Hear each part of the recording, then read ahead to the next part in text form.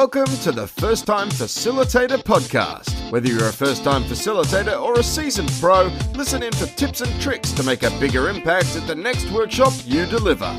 And now, your host. She ran a half marathon alongside tuk-tuks, monkeys, and the temples of Siem Reap, Leanne Hughes. Hi, and thanks for tuning into episode 49 of the First Time Facilitator podcast. I'm your host, Leanne Hughes, and I'm here to help you develop and deliver workshops that kill. In over 49 episodes, there's a really common theme when I ask facilitators what the key skills are for first-time facilitators like you. And it's always about the ability to listen. Not only to the words, but listen to what's happening in the room, listening to what's not being said, listening into those nonverbal cues. Knowing this, I brought on a listening expert for today's episode to hear his perspective on deep listening and also his tips for first-time facilitators. On a quick note, can you believe that we're already 3 weeks into the new year? I mean, hasn't that gone quickly? I hope that you're making progress on some of the goals that you're wanting to pursue this year.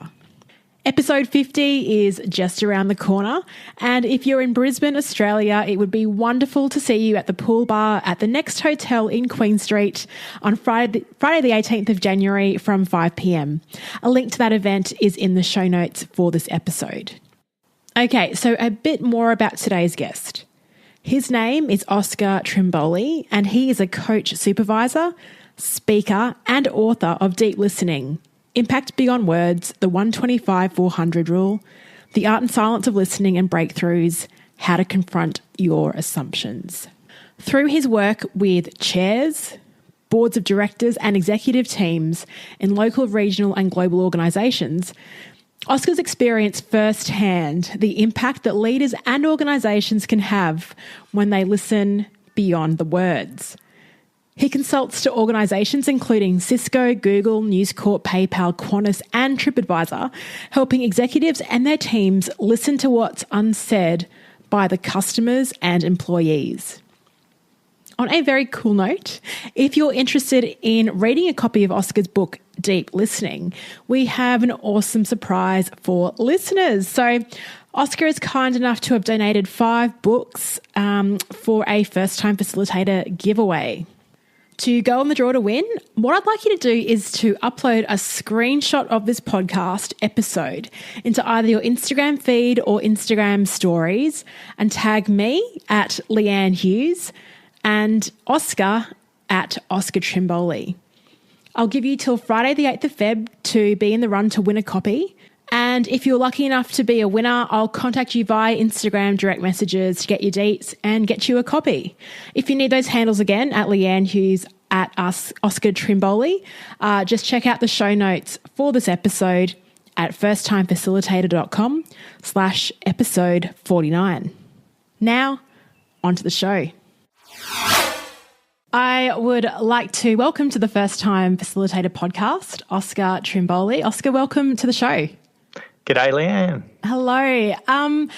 Funny connection that we have. We just spoke about just before the call was recorded that Oscar reached out after he heard that Dave Jackson, the rock god of podcasting, mentioned me on a show. And shortly after that, Oscar, I think you listened to my show and then you sent me some really great advice, which came out of nowhere, but I really appreciated it. Is that something that you do? Just reach out to people and help them along their way?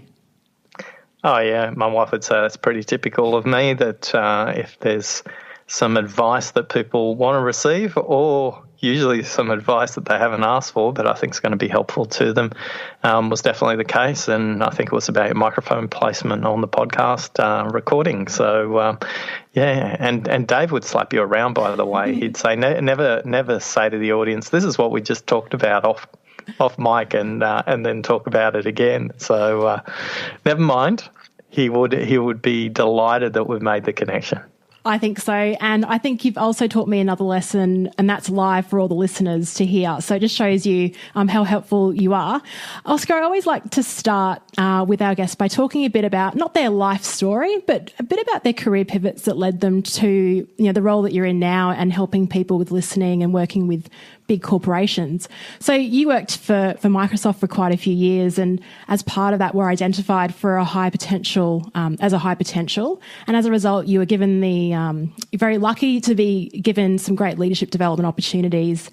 So what do you think about being in that program kind of sparked your curiosity and led you down the path of what you do now? I think pivots are interesting things because sometimes we get this recency bias, things that happened to us in the last couple of weeks or the last couple of years or even maybe in the last couple of decades. But when I was 18, I started life off as an audit clerk in an accounting firm. And 3 weeks into my job, I discovered I had dyscalculus, which meant that I transposed my numbers. So my career in accounting was completely shot. So my first pivot was then when my boss said to me, well, you're not going to work out in accounting. What do you know about computers? And that set off the next pivot into the world of computers. I think in the leadership program at Microsoft, it was pretty lucky.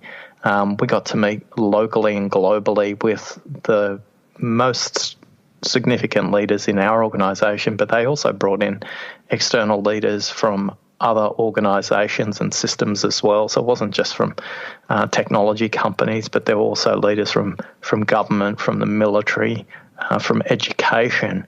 So we got a really broad perspective. But the thing I learnt the most was the group we were part of. So this group was split from people across Japan, Korea, Singapore, as well as Australia and New Zealand. And the thing I took away is, and this is learning for facilitators, I guess, that no matter what you create in the room is smarter than everybody. So I learned that just watching other people interact with the content that we were exposed to and how they responded to it, I learned as much from the questions people asked in those sessions as I did from the actual content itself.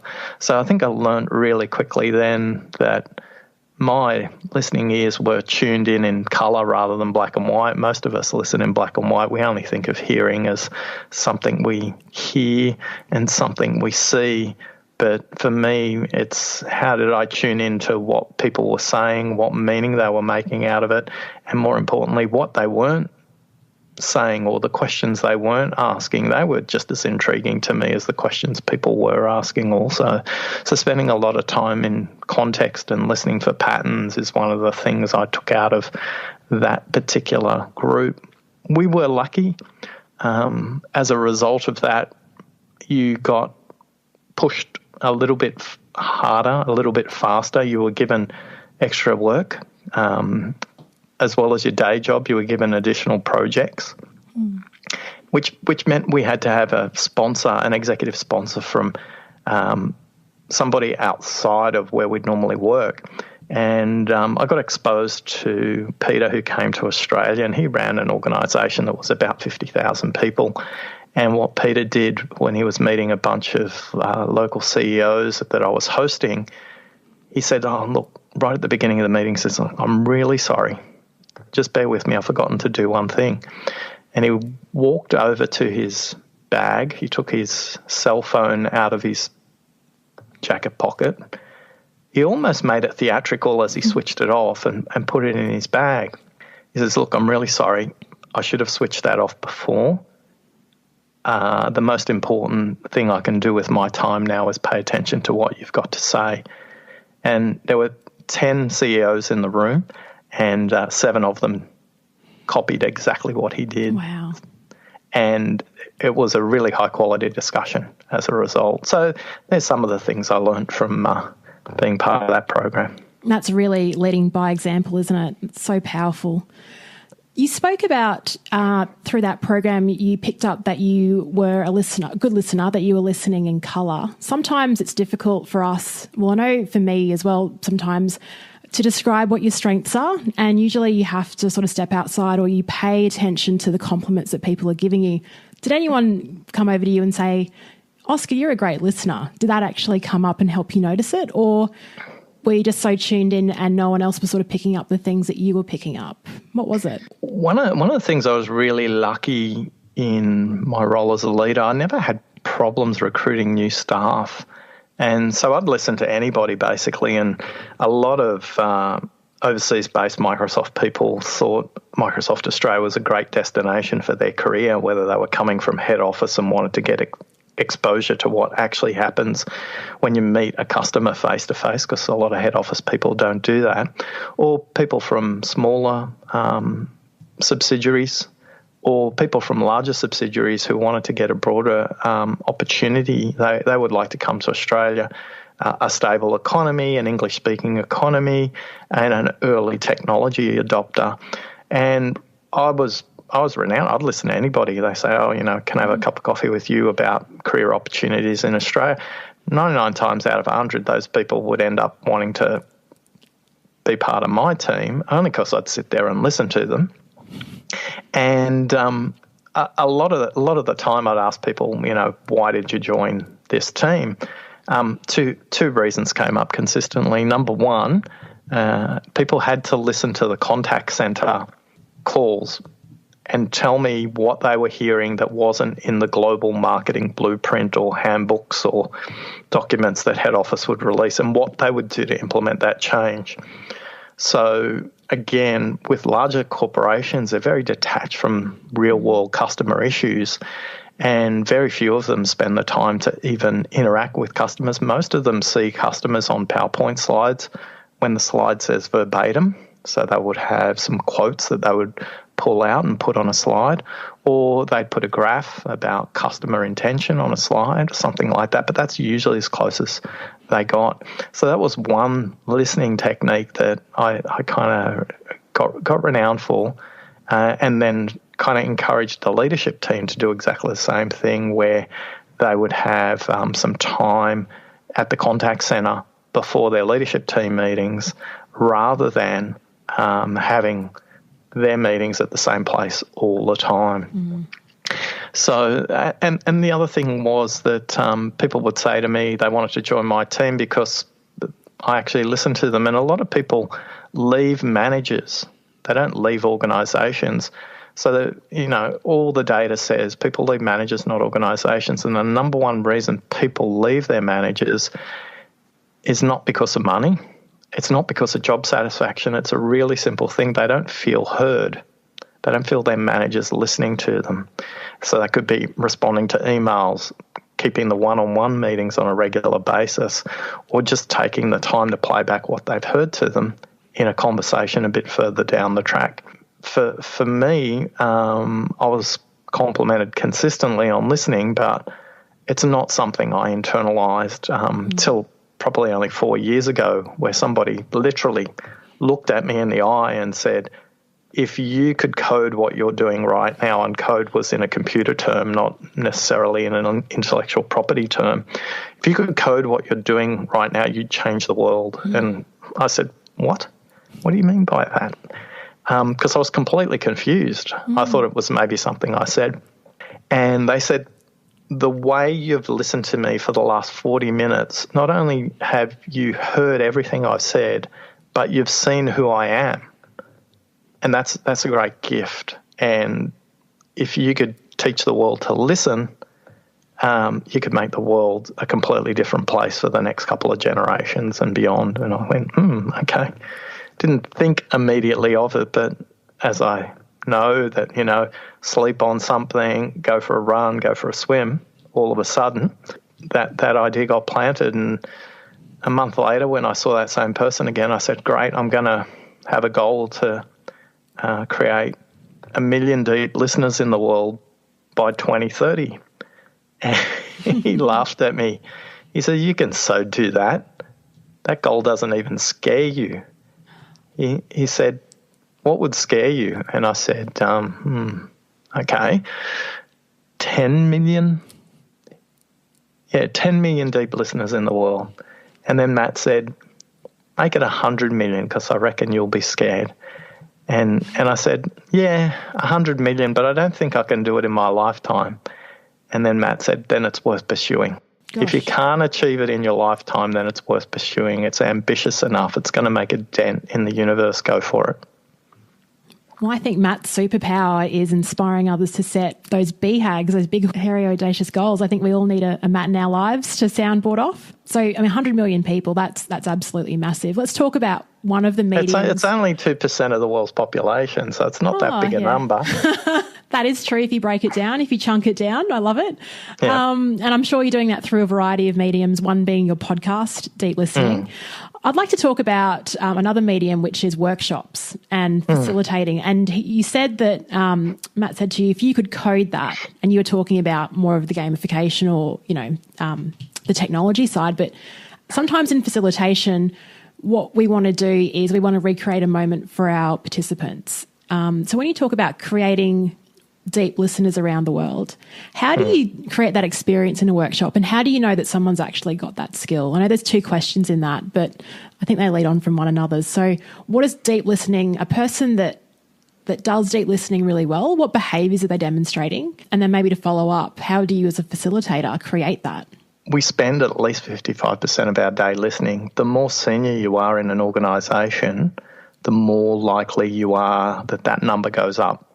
So in an executive role, 82% of your day is spent listening. In a management role, it's closer to 68% of your day spent listening. If you're in consulting roles, it's probably closer to 72%. If you're in sales roles, it's probably closer to 78% of your day is spent listening. Yet not one of us can tell us who our listening teacher was at school. Not one of us can tell you what the core syntax or language of listening actually is. Chinese do it brilliantly.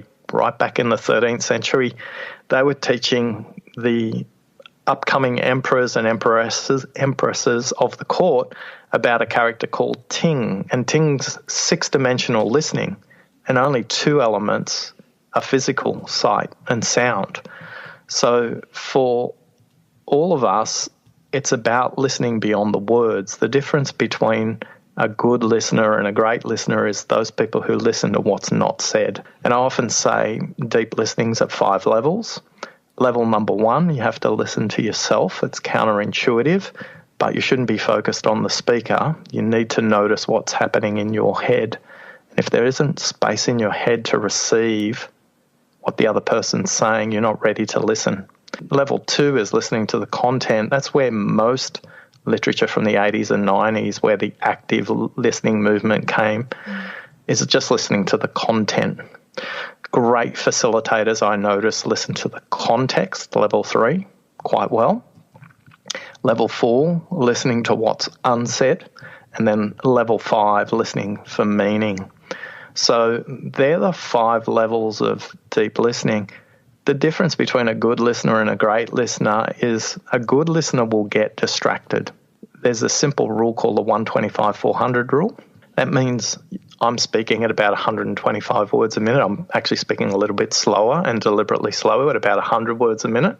But on average, people will speak at 125 words a minute.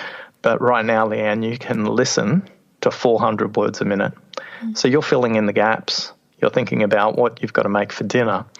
You're thinking about what you've got to prepare for tomorrow, because you're just filling in the gap, because your brain's an amazing machine and it's going to try and perform optimally. And for you who's listening to the podcast right now, it's happening for you as well. You could be mowing the lawn. You could be putting up the clothes on the clothesline. You could be running and you're completely distracted. You just want this guy to hurry up and get to the point. So neurologically, we're programmed to be distracted. And as a result, if you're not comfortable in noticing when you're distracted, you're going to be a poor listener. Then put in front of you a laptop, a mobile phone, an iPad, any other devices, the level of distraction goes up.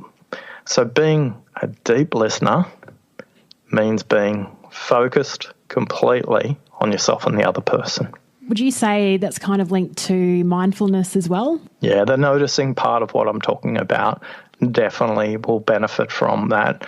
There's a simple piece of research that was done in 1993 in Ottawa in Canada. It measured 413 people in two-way dialogues And it was really simple. The deeper you breathed, the deeper you listened. And you might go, oh, well, that's a mindfulness move. Yes, it's true, but it's also a very physical move. The more oxygen you can get to the brain, the more it's optimized to be able to listen, because it's very difficult to listen because you're programmed to be distracted. So the more oxygen you can get to your brain, the more likely you're going to be in a state that you can listen. And the other thing you need to do is drink lots of water, because a hydrated brain is a listening brain, and the brain consumes 25% of the blood sugar in your system. So if it's depleted because it's dehydrated, the likelihood you're going to be able to listen well is reduced quite dramatically. So when I say drink water, that doesn't mean water with coffee in it. It just means plain water. Have all the coffee you want, but make sure for every cup of coffee you have a glass of water that's twice the size of the coffee, and that'll start to balance things out for you. Okay, well, I'm 50% of the way there, so I drink litres of water. But your point about shallow breathing, it's so interesting, because this year, just the turn of 1st of January, I downloaded the Headspace app, because I'm finding all the time if I'm not sending an email, I'm on the phone, and I'm, like you said, just constantly making my life distracted. And I need to really get the focus back, particularly when I'm starting my own business. I think it's really important. So you might want to explain to those listening, what's the Headspace app? The Headspace app, well, I heard about it on another podcast. A psychologist was talking about it. I'm using it for meditation. So I want to use it to create focus. But when you download the app for the first time, you can actually decide what you need it for. So if it's for stress, if you're going through something difficult, if you want to get better sleep, there's all these different options. And what it does is you put in your details, what time you want to be notified. So mine's on at 5:15. It just sends me a trigger. So as soon as I wake up, I'm starting very basic. I'm doing 3 minutes of meditation every morning. But what I noticed when I did that first deep breath on the 1st of January was I haven't done one of these deep breaths, I don't think, in months. Like, I've never actually taken the time out to take a deep breath. And so when you talk about how that's so important for listening, I think of all the meetings I was in last year and the conversations with my husband, family, etc., even the podcast, and how shallow my breathing was. And I'd love to do an experiment and see over the next 3 months through using this app, and now that you've told me this, what improves and how present I feel. Yeah, it was fascinating. When I was speaking about this topic, I think it was down in Melbourne, and a lady came to me. I was just on before the lunch break, and she came to me after the session had finished and everyone had gone out, and she came up to me and she said, when you said the deeper you breathe, the deeper you listen, I thought, what a load of rubbish. But I felt like I was trapped in here for the next hour having to listen you drone on, so I thought I'd give it a try and see what happened. And I'd said, oh, so what happened? She goes, well, I noticed the sound of the air conditioner. I noticed the sound of the mobile phone 2 seats down from me vibrating in a lady's handbag. But then I realised I was actually listening to you, and you were right. And, so sometimes your biggest enemies can become your biggest evangelists as well. I love that. I love when you convert people. Isn't that a great feeling? Oh, look, for me, it's a great feeling for her. I'm past counting kind of thing. I'm up to that, trying to work in the hundreds of millions, and I don't want to convert her if that's right for her in that moment, and she's got something out of it. Brilliant, because one of the things I've learned is this journey I'm on and the idea of deep listening, it's not mine. It's just happened to come through me at the moment, and it's my job to make sure I get out of its way and pass it along as quick as possible so others can connect with it. Awesome. Now, you spoke about your 5 levels of deep listening, and you mentioned number 3, which was listen to your context. So great facilitators really tune into the context. Can you expand on that a bit more for our listeners? Yeah, I think great facilitators have a noticing for patterns in the room. So a great facilitator will notice patterns starting to emerge. So the most obvious one is the most active speakers versus the least active speakers. They might notice that some people speak very much about the future versus others who are talking very much about the past. You might see patterns where people are describing a situation through a very individual orientation and some through a group orientation. You might notice that people speak about issues or solutions very internally, or people will describe that very externally. So a great facilitator will notice, as an example, hey, we've covered a lot talking about external, and just pause. And I think that's the greatest facilitation technique I've ever seen, is the use of very, very clever silence. And a lot of time, someone will pipe up and go, yeah, well, we spend a lot of time talking about the outside. Let's start talking about the inside. Because I think a facilitator should be a conduit, but not the content. So I think if you're noticing the context, you're helping elevate the productivity of that meeting. You're helping to elevate the impact of what that group of people does, and you're helping to create something that's really sustainable beyond the room if you help them to notice where their patterns are. One of the most interesting things I do when I work with the leadership teams is pretty much typically after the lunchtime break, I'll make an observation. Hey, it was great that everybody, had a chat around lunch, but I noticed there was a couple of topics that you guys were talking about that weren't topics you were talking about as a group. And all of a sudden, the room starts to look at each other. We can discuss those topics, or we can discuss why we're not talking about those topics. Which one do you think you'd prefer to go to next? So the brave groups go and talk about the absence of conflict, and the not-so-brave groups will just talk about the content that they didn't talk about. But I will always take them back to, hey, by the way, we went from 9 o'clock till 12:30 without talking about that. How much time could we have got back if we talked about that at 9:15, 9:30, 9:45, 10 o'clock? And how we do one thing is how we do everything. And if that's what you do in this room, you're the leaders, you're multiplying that through your organisation. So I always say, if you could get 1 hour back a day, if you could get 1 day back a week, if you could get 1 week back a month, what would be the cascading impact for an organisation? So listening to the context, not the content, if you can listen to the context. Now, I do that physically as well, so everybody knows about using sticky notes, but I will get the group to colour code the sticky notes. And one of the tips I would give any facilitator is never write anything on those sticky notes yourself. It's always written by them. Make sure they always use the beautiful Artline 0.6 medium black pen, because you can read it, and you can also photograph it for creating an artifact after the event. But if you color code the sticky notes and give them meaning, so an example for me is green. If they don't come up with a meaning, I say, well, we're going to have to communicate something beyond this room to other people. So what color would you like to code that? And pick green as an example here. And we might pick a process issue, which might be blue. And we might pick a people issue, which might be red. But what we do is we stick all these sticky notes up across the walls throughout the day. I get them to observe before all the break and go, guys, forget what's on the sticky notes. What's missing in colours here? What colours are really absent? What colours are really overrepresented? And they'll go, oh, my God, we forgot about blah, blah, blah. And so, oh, we need to do work on blah, blah, blah. And I go, great, no problem. And just that visual element of color coding the sticky notes to their meaning helps them listen to what they haven't said so far. So that's level 4 in that model I was talking about earlier on.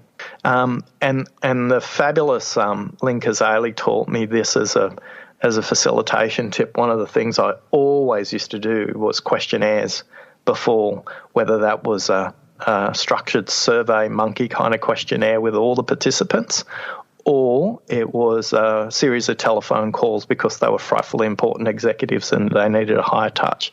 And it was all a complete waste of time. Lynn said to me, just do that listening exercise at the beginning of the day. And the listening's not for you, Oscar. The listening is for the room, so let the room listen to each other.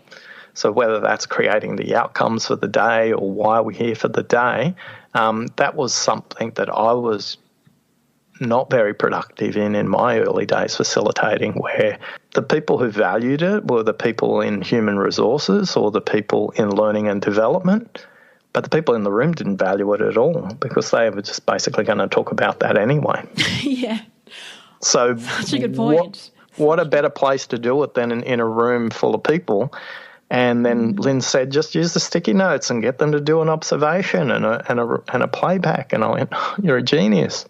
That's listening to context for me, is not only listening for and asking the group what they're not saying, but using a coding syntax like sticky notes as an example to go, hey, what's missing?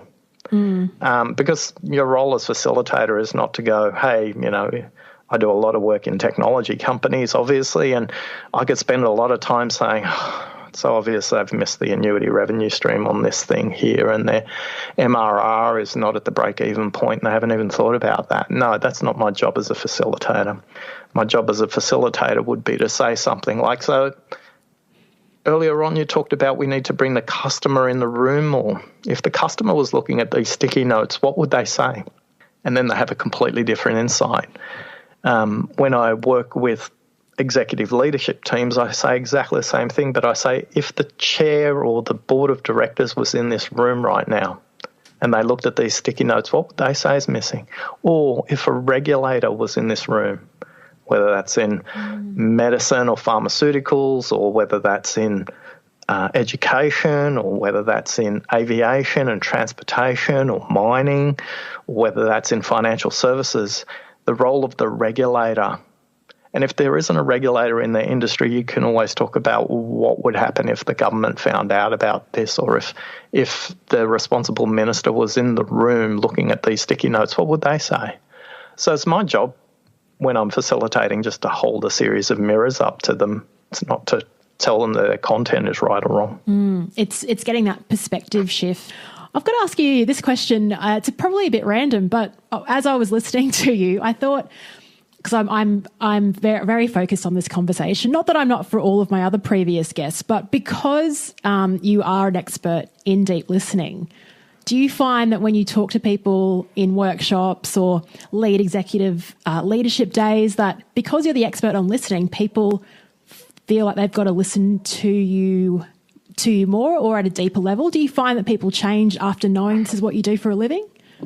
Oh, they do that for about the first 5 minutes of the workshop, and then they fall into their old habits. When I actually train on deep listening, that same behaviour shows up. But I've got a series of, jigsaw puzzles and all sorts of interactive games that I use with them, playing cards to get them into a much more playful state, because listening is quite an obtuse topic. It's rather abstract because people don't know what plus, minus, division and subtraction is when it comes to listening. They don't know what those basic tenets are. We've got to put great scaffolding around for them, and jigsaw puzzles make it fun, make it interactive, make it playful. The same with the playing cards. It takes them back to their childhood curiosity. So in those moments, they're not learning to listen. They're just experiencing what it's like to listen deeply. So no, I think it happens more when I'm being interviewed, to be honest with you. When I was on a TV interview, both the presenters said, I'm really on my toes here, and a lot of podcast people say that, and radio announcers kind of always say, are you going to be marking me on how I listen? And I haven't got time. It's not my job to judge them in that moment. It's my job to role model great listening back to them. So what people do notice when I'm leading workshops, probably by the morning tea break, someone will come up to me and go, wow, the way you brought Mary into that conversation and the impact of us actually listening to what she said when we had already moved on to another. What did you notice when you thought Mary had something to offer in that conversation? And I will make a reflection. For example, I would say, well, Mary seemed very thoughtful. She was considering all the positions. I thought what she had to offer was useful to the group. And then they make a reflection to me and say something like, but we'd all moved on and you hadn't. I said, yeah, but you guys weren't listening. You guys were all talking. And so Mary will make some really powerful and insightful thing. It might be a reference to an externality or an internal issue around risk and compliance, or she might make a historical reference to where patterns like this have showed up similarly in the industry, or bring an external perspective because Mary's new to an organisation. So I think in those moments when I do those kind of noticing, where I do take the time, and it's not like everybody has to speak all the time. When you're tuned in at this level, it's really obvious who wants to speak but hasn't been heard. But your attention needs to be very focused on the system. That's all the people in the room and what that brings, because it's not just each person interacting with each other. You're dealing with a dynamic human system, and it's got all the elements of organic biology in it, whether that's how well fed, how hydrated, how much energy they've got. It's a biodynamic system, and you've got to be cognizant of that throughout the entire day, even to the extent that you should have limited carbs in the lunch menu if you have a choice around that. So it's not that everybody needs to talk all the time or you have to deliberately go to what's unsaid, but there will be often times where, as a facilitator, using silence, you can create really deliberate tension and do it deliberately. And that could just be a simple, before we move on, and hold that silence until someone's going to speak. And for first-time facilitators, that'll be hard because you've got an agenda and you've got an outcome and you've got to keep the group moving. But the reality is someone's going to speak up at that point and either say, we need to add this to the action, or we don't have this fully resourced, or whatever the things are that they're trying to achieve. Or they could bring up something completely out of left field at that point in time. But just being comfortable that silence is okay. In a lot of Asian cultures, particularly Korea, Japan, China, in Indonesia, not so much in India, silence is perfectly acceptable. 3 to 4 minutes of silence, depending on who's the most senior person in the room, could be totally acceptable. In the West, we don't use silence deliberately, creatively, effectively. We should treat silence like another word. We should use silence as another tool. But I think in a lot of facilitators' kit bag, it's a thing they don't even pack when they leave to go to the venue. You're right, because we're just so absorbed in the concepts and the models and all the information we need to get out of our head.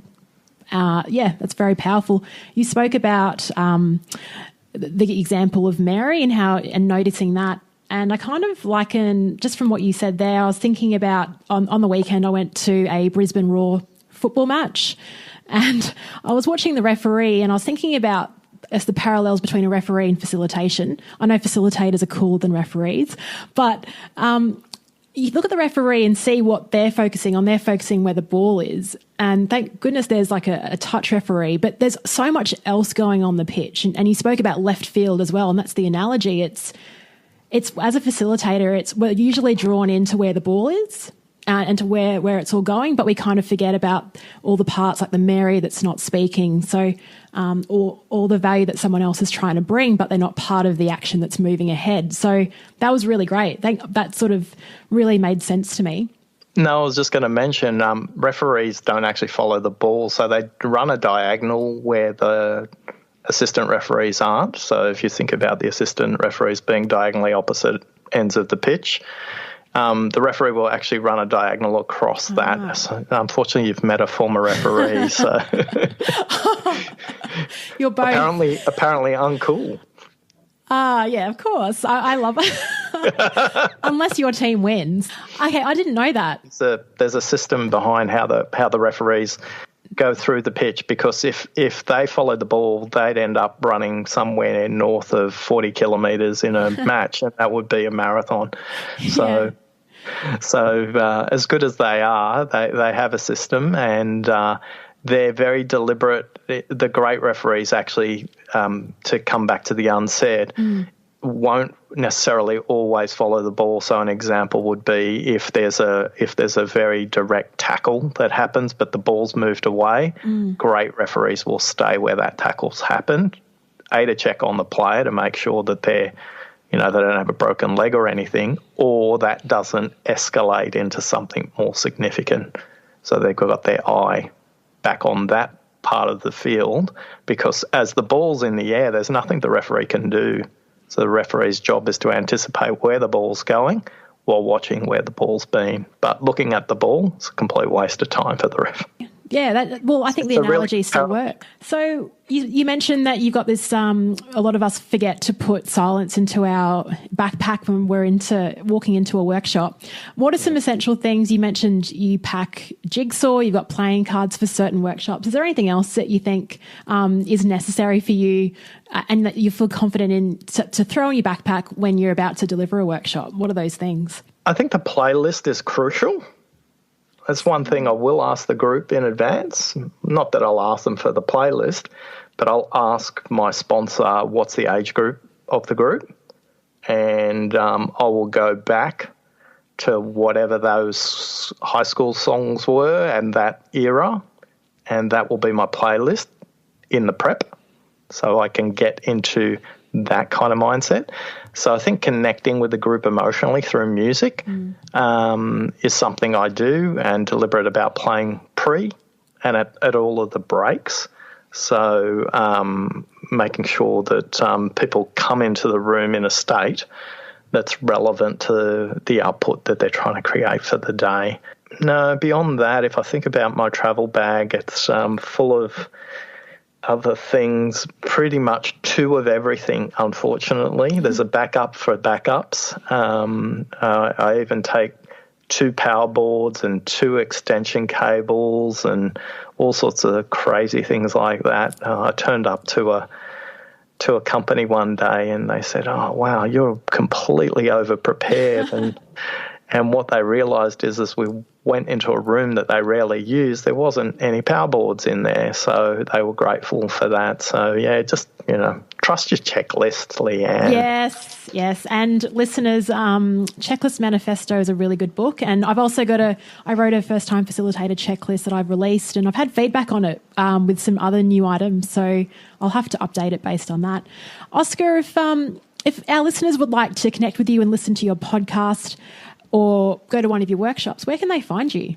Just if you go to oscartrimboli.com and you can click on the menu item there for podcasts, or you can go on your phone where you are right now listening to this podcast if it's on a phone. Just type into the search bar Oscar Trimboli Deep Listening and it'll get the Deep Listening podcast series as well, where we interview all kinds of personal and professional listening experts, whether that's a high court judge, an air traffic controller, a workplace mediator, a foreign language interpreter, and they give us hacks, tips and tricks about how to improve your listening. Fantastic. And you recently you won an award, or you were recognised by Apple, weren't you? Yeah, in 2018, the Deep Listening podcast series was number 12 in Australia as voted by the Apple editorial panel, which was fantastic. It had to be a podcast released in 2018, and I still am at a loss on the judging criteria. I sent an email to Apple. I got an email from Apple, podcast@apple.com, and I sent them this really long email that I thought a long time about, and I got a reply immediately from them saying, "This is an unmonitored email address." Oh, no. Which I thought was ironic because I was doing a podcast about listening. Yeah, did you say, thanks for listening? Hey, if I could give one hack to First Time Facilitators that's about listening, it would be this. there's a beautiful free tool called Google Alerts, google.com/alerts. And put the name of a sponsor or a client, organisation in quotation marks, and then the company name, so John Smith at XYZ Corporation, or Mary Brown in quotation marks at ABC Corporation, and set it to immediate. And it's a free service, so anytime anything on the internet is published about your client or your potential client, you could put a potential client in there. I've had some people use it for that. It will immediately send you an email saying blah, blah, blah, blah, blah, and you'll see where they've been published. And that sets up a wonderful conversation where you can just congratulate them and be a cheerleader and say, hey, well done on getting noticed on the largest newspaper in your country, or the industry magazine where they won an award, and who knows what will come of that. But it's a really simple hack to show that you're listening. That is brilliant and so simple. And do you find sometimes... And free. And free. Do you find that they didn't even know the article was out and you're the one that... How cool is that? Oscar, thank you so much for all your time, tips, hacks on listening. This has been a really unique episode for our facilitators, and I think I've said over many episodes that, and a lot of our guests have also said it too, that listening is, and active listening in particular, is one of the most important skills you have. But you've challenged that and said there's actually other levels that you can listen to as well. So that was wonderful. Really appreciate your time. Thanks for listening. Thanks so much for tuning in to First Time Facilitator. If you like the episode, please share it with your mates or subscribe to the podcast feed in iTunes. Till next time,